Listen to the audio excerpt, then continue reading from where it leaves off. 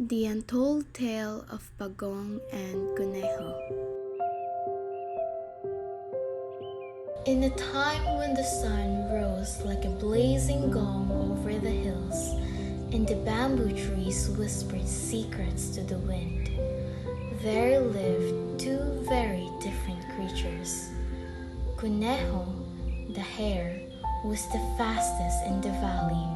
His legs were like coiled springs, and he loved to boast of how no one could ever outrun him. His laughter, sharp and bright, often rang through the fields whenever he saw someone slower than him. Pagong, the turtle, was as old as the river stones. His shell bore scratches like battle scars from storms survived and journeys endured. He moved slowly, not because he was weak, but because he believed that every step deserved thought and care. While Kuneho saw the world as a place to conquer, Pagong saw it as a story to savor. One afternoon, under a sky painted gold by the setting sun, Kuneho mocked Pagong again. You are slower than a leaf drifting downstream. Even the shadows outrun you. The villagers, who had heard this insult too many times, gathered. Settle this once and for all. They said, Raise each other at dawn. Let the earth decide who is truly worthy of praise. That night, Kuneho sharpened his pride like a blade. This time, I will not be the fool of the old tale, he whispered to himself. Meanwhile, Pagong traced the stars and remembered the wisdom of his ancestors. The journey is more beautiful than the finish line. When the first rooster crowed, the entire valley came alive. Drums of bamboo were beaten, children climbed trees for a better view, and even the river seemed to hold its breath. The race began.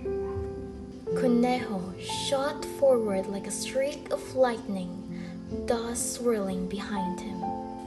Pagong, steady and deliberate, began his crawl. But this time, Kuneho did not nap. He remembered the legend of the sleeping hare and the slow, steady victor. He ran harder, faster, his heart drumming like war beats. Yet as he sped past the halfway point, Kuneho caught sight of the villagers' faces. Their cheers sounded thin, almost uncertain. He glanced back and saw Pagong far behind, struggling across a rocky stretch where sharp stones scraped his shell. The sight should have filled him with triumph, but instead, an unexpected emptiness grew in his chest. The world seemed to hush. The wind, once urging him on, now whispered, "Is this victory or vanity?" Kuneho slowed. His breathing softened. The finish line loomed ahead, but its meaning felt hollow. What honor was there in proving what everyone already believed, that the strong will always win, while the slow are left behind? He turned. The crowd gasped. Kuneho bounded back across the track, kicking up clouds of dust until he stood beside Pagong. Pagong lifted his tired eyes in surprise. Why have you come back? because Kuneho said quietly. a race where one is doomed to lose is no race worth winning. Without another word, Kuneho crouched, inviting Pagong onto his back. The villagers murmured, some in shock, some in shame, as the swift and the slow became one. Together, step by step, they crossed the finish line. Silence fell, the bamboo drums stopped, even the birds seemed to hold their breath.